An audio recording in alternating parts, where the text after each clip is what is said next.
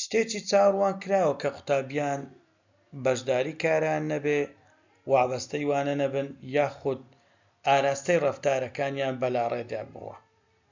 بۆیە بابزانین استراتیژی کارکردنی ئێمە لەگەڵ قوتابیان چییە و چی بکەین لۆ نەهێشتنی ئەو حاڵەتانە.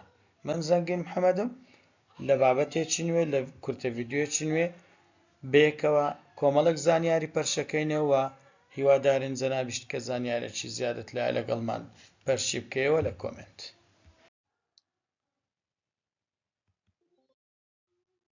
دەینە سەر بابەتێکی تر کە زۆر گرینگە، ئەویش ستراتیژی کارکردن لەگەڵ قوتابیان و نەهێشتنی ڕەفتارە ناجوورەکان. چ استراتیژێکمان هەیە ئێمە لەگەڵ قوتابی بکەین؟ طبعاً ئەوە بەشێکە لە Principles of Classroom Management بەڕێزبەردانی کە ساڵی 2025 کتابێکی زۆر درێژە، زۆربەی ئەوەکانی تێدا باس لە بەڕێوەبردننی پۆلەکە بەگشتی. خاڵی یەکەم پێویستە تو سێرە بخێ سەر ئەرکە پیشەیەکت لەوانە بێژیدا.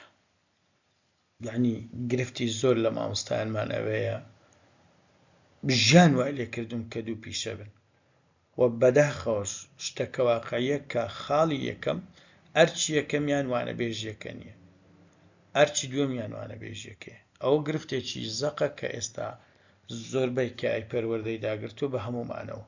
تەوان ئەرچی سەرەکی تۆ هاوکاری قوتابیانە بۆ دەستخستنی ئامانجە فێرکاریەکانی دەستکەوتەی خوێندن. هەموو هەدەفیمە چییە؟ هەموو هەدەفیمە ئەو خاڵە بەڕێزەیە، ئەو دوو کەلیمە بەڕێزانن، ئەویش دەستکەوتەی خوێندنە کە گوتمان دەستکەوتەی خوێندن ئەبڕێتەوە لەو وارەدا. خاڵی دوم تێگەیشتن لە پێویستیەکانی قوتابیان. زۆر لە مامۆستاکان گرفتیان لەگەڵ پێویستی قوتابی، نازانن پێویستی قوتابی چی. قوتابێکی پۆلی 12 هەیە 98 هینایە لە بابەتێک کە دانیشتۆتەوە لە 98 دانەنیشتۆتەوە لەوەی ئەو دوو دەرەجەش بڕکاتەوە.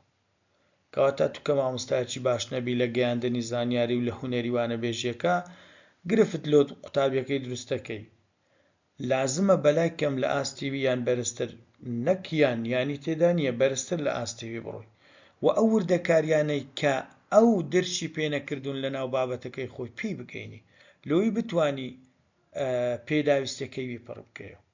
کەواتە گرنگە ئێمە بزانین چی هاندەری ئەو قوتابیە، خواستویستی ئەوان چییە. وەکو تازە باسم کرد قوتابێکمان هەیە ڕەنگە نهۆتی هەبی دانیش بێتەوە لە پۆلی 12، کەواتە خواستی بەرزترە لە نهۆت.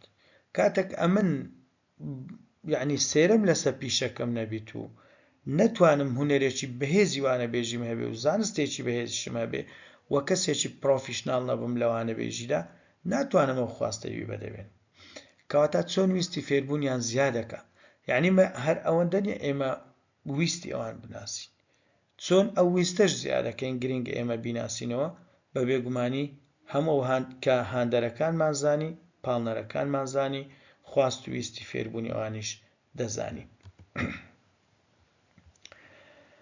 خاڵی سێم ژینگەی فێربوون لەسەر بنەمای ڕێز و پاڵپشتی بنیاد بنێ. یعنی زۆر گرنگە بە تایبەتی لۆ گەورە ساڵان منداڵ بنەڕەتیەکەش بازنەی یەک پێش خوێندنگەش منداڵی ئێستا زۆر وشیارە، زۆر کوردەواری گۆتی زیتەڵەیە وریایە لەو شتانە، ئەزانێ کە تەنانەت یەک شکاندنەوە کاریگەریەکی زەق لەسەرە و دروستەکە. لۆ پاڵپشتی یعنی ئەو خاڵە تەوان چی گرینگە؟ بنیاتی پەیوەندی کۆمنیکیشن سکیل. ئێستا کۆرسێکی تەواوە لە زانکۆکان، ئەو کۆمنیکیشن سکیلە زۆر گرینگە. ئەوەی لۆمە گرینگە لە ناوەندەکانی خوێندن، ینی پەیوەندیە قوتابی لەگەڵ مامۆستا، قوتابی لەگەڵ قوتابی، مامۆستا لەگەڵ قوتابی و خێزانیش، و مامۆستا لەگەڵ خێزانیش بە بێگومانی. یعنی لەسەر بنەمای هەڵگرتنی بەرپرسیارەتی هاوبەش. پێویستە بنیاتی پەیوەندیەکە لەسەر بنەمای هەڵگرتنی بەرپرسیارەتی هاوبەش بی کە قوتابیان ئەنجامێدەن و مامۆستایان ئەنجامێدەن و خێزانیش ئەنجامێدەن. پەیوەست بە هەمان خاڵ مامۆستا دەتوانێت سێرە بخاتە، ینی فۆکەسی لەسەر ئاگای قوتابیان بێت لە ڕەفتارەکانی ناو پۆل و تەنانەت دەرەوەی پۆلیش و هاندانیان بە ئاراستەی ڕەفتارە ئەرێنیەکان. هەمیشە کاتێک ڕەفتارێکی ئەرێنی منداڵ ئەینوێنێت پێویستە ئێمە هاندەری بین و پەسنی بکەین و دەستخۆشی لێ بکەین لەسەر ئەو ڕەفتار ئەرێنی کە هەست بە بەرپرسیارەتی دووبارەکردنەوەی ئەو ڕەفتارە بکات.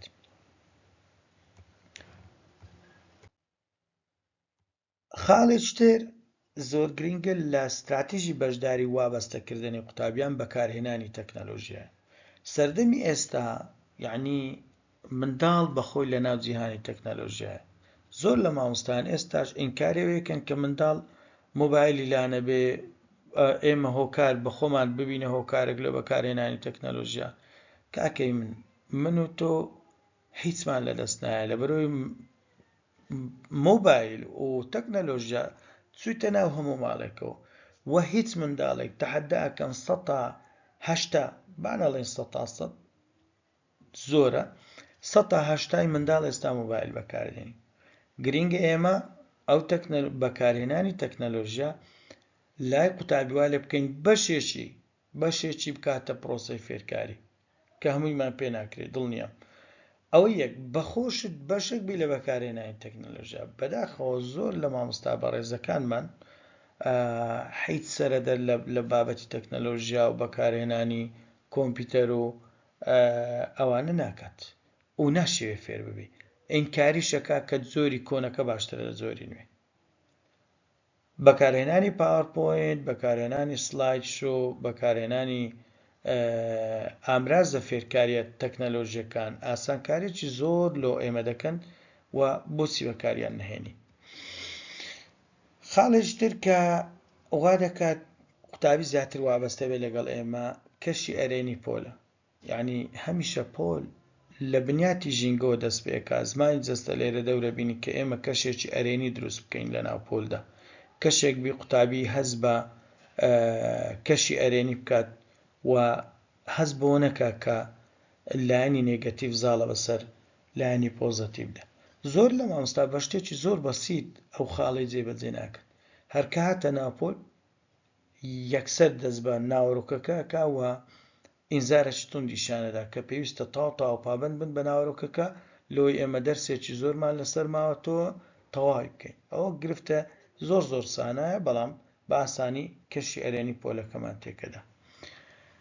داڕشتنی هاوبەندی و گرێبەستی فێرکاری زۆر گرنگە. ئێمە هەمیشە یعنی کو عەقدێک لەگەڵ تەڵەبەیەکەی ئەو هابین، یعنی بە هەمیشە منداڵ هەست بکا کە ئێمە گرێبەستێک لە نێوانماندا هەیە، هاوبەندێکمان هەیە، چ لە بنیاتی چالاکی وە چ لەو خود فێرکاریانە کە پێویستە بەخۆی ئەنجامدا منداڵ لە ماڵەوە یاخود لە قوتابخانە.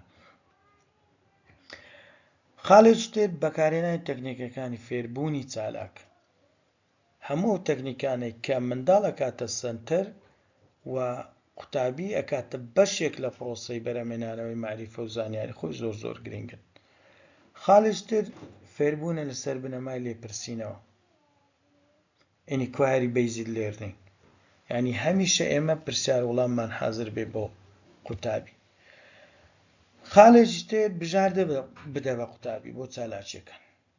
زۆر منداڵ هەیە ڕەنگە لە چالاکیەک حەز نەکا بەشدار بکا بەڵام لە چالاکیەکەی تر ئامادەیە و ئەو لە ناو گروپێک کە تۆ دروستەکەی منداڵ هەیە حەزی لە قیادەیە و منداڵ هەیە حەزی لە تێبینی نووسینە، هەیە حەزی لە کۆکردنەوەی زانیاریە. کامە چالاکی بۆ ئەو گونجاوە و ئەوی بۆ دابنێ.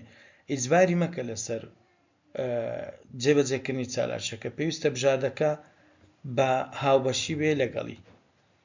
خاڵێکی تر ئامرازە فێرکاریەکانە، یعنی لەگەڵ تەکنەلۆژیا پێویستە ئەگەر تەکنەلۆژیاش نیە بە بێگومانی ئامرازە فێرکاریەکانی تر بەکاربێنی با تەنها ماجیک و وایتبۆرد بێت بەڵام بە دروستی بەکاریان بهێنیت.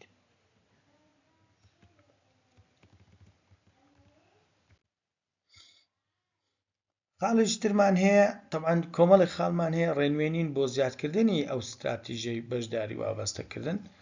ئەویش ئەگەڕێتەوە سەرخۆت لە گەیاندنی زانیاری. یەکەم خاڵ لە بچووکەوە دەست پێ بکە. لە بچووکەوە مەبەستەوە نیە شتێکی بچووک لە دەست بێ. نەخێر، بنیاتی زانیاری لە بەرهەستەوە بۆ دەرهەست بەرە. ئەو زانیاریانەی کە لە بەردەستت هەنە کە بەرهەستی منداڵن، بەرجەستەی منداڵن، دەست پێ بکە تا دەگاتە ئەو شتانێک کە خەیاڵین، یعنی لە بەردەستی منداڵ نییە بەڵام پێویستن وەکو زانیاری بگەنە منداڵ. کاتێک لە بەرهەستەکانەوە دەست پێکەی بە بێگومانی ئەو کات دەرچی دەرهەستەکانیشەکە و ئەتوانێ تا حدێک سەرەدەرێکیان لێ دەربکات وە شتێک لە خەیاڵ خۆی بنیاد بنێ کە دروست بێ بە ئاراستەی ڕاستاندنی ئەو شتانێک کە لە بەردەستی ئەودا. زۆر گرنگە ئێمە فیدباک لە خوێندکاران وەربگرین، لە ڕووی وانەبێژی، لە ڕووی گەیاندنی زانیاری، لە ڕووی تەکنیکەکانی بەشداری پێکردنیان، لە ڕووی بەڕێوەبردننی پۆل، حتا لە شێوازی دانیشتن لە ئازادی ناوپۆل. ئەوانە ماوە فیدباک لە خوێندکاران وەربگرە. زۆری نەی مامۆستا ئێمە فیدباک ساڵی جارێک وەرەگری کۆمەڵێک کاغذ دابەشەکات و ئیدی یەڵا قوتابیان ئەو چێ تێبینیەکی هەیە بنووس، ئەوەمانەیە. نەخێر، گۆگڵ فۆرمت هەیە، فیدباکێک دروست بکە بیدەدا کوبابی قوتابی، فیدباکێک بدە ئیدارە، فیدباکێک بدە قوتابی بە پڕی بکەنەوە لەگەڵت. زۆر ئاسایی وەرەگرەوە ئەو فیدباکانە بە دروستی بەکار بهێنە لە باشترکردنی خۆت. خاڵێکتر بەشداری قوتابیانە لە دانانی ڕێنوێنی و ڕێکارەکان، یعنی جگە لە وەرگرتنەوەی فیدباکە هەمی ئەویش هەر بەشەکە لە دانانی ڕێنوێنی و ڕێکار، لەبەرەوەی کە ڕێنوێنی و ڕێکارەکانت لە قوتابی وەرگرت بە بێگومانە بیتە بەشێک لە پلانی کاری خۆت. ئەوانە ئەو خاڵانن کە زۆر خاڵی تریشەیە لە هەم لە استراتیژی بەشداریکردن و هەم لۆ زیادکردنی استراتیژی بەشداریکردن و هەم لۆ دوورکەوتنەوە لە ڕەفتارە ناجوورەکان. ئەوانە هەمووی خاڵی گرنگن، پێویستە جەنابەت جێبەجێیان بکەیت و ئەتوانی لە خۆشت زیادیان بکەیت. بە بێگومانی خاڵی زۆر زیاتر هەیە، من بەشێکیانم هێناوە و جەنابیشت ئەتوانی سێرش بکەیت و زیاتر دەست بخەیت لە سەرچاوە فەرمیەکان. چارەسەر چێ لەو بەشداری نەکردنی قوتابی؟ تەواو بەر لە هەموو شتێک پێویستە ئێمە هۆکاری بەشداری نەکردنەکەی بزانێت. لێو بەشداری ناکە ئایا نەیتوانیوە بخوێنێت، گرفتێکی لە ماڵەوە هەبووە، گرفتێکی لەگەڵ بابەتەکە هەیە، تێنەگەیشتە. زۆربەی حاڵەتەکانی هۆکاری بەشداری نەکردن تێنەگەیشتنی قوتابیت لە بابەتی جەنابەت. ئەویش خەتا لە قوتابی خەتا لە ئێمە وەکو مامۆستا.